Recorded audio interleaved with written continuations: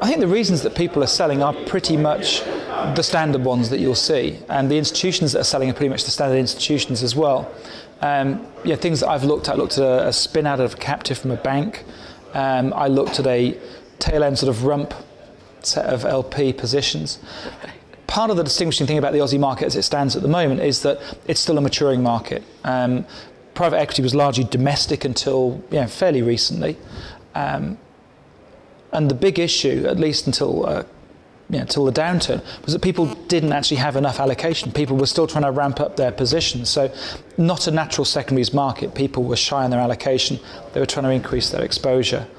I think as the market matures, we'll see it turn into a sort of a more standard secondaries market. But the sellers are the usual sellers: banks, pension funds, insurance companies, high net worths, that sort of thing.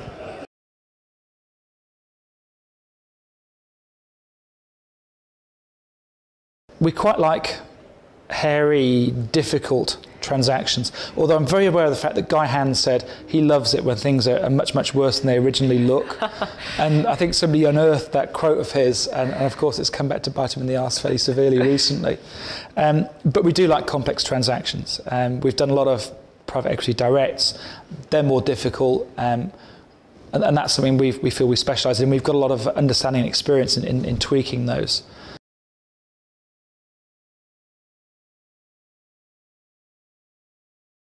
Generally speaking, we're still seeing massive growth across Asia.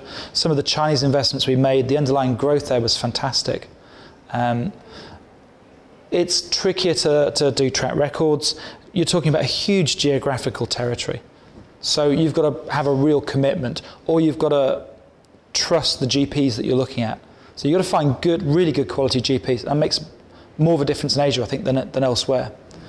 But ultimately, the market here is still young, but it's still tracking. It's getting bigger. There's growth. I think one of the articles I read recently was, why PE hearts Asia.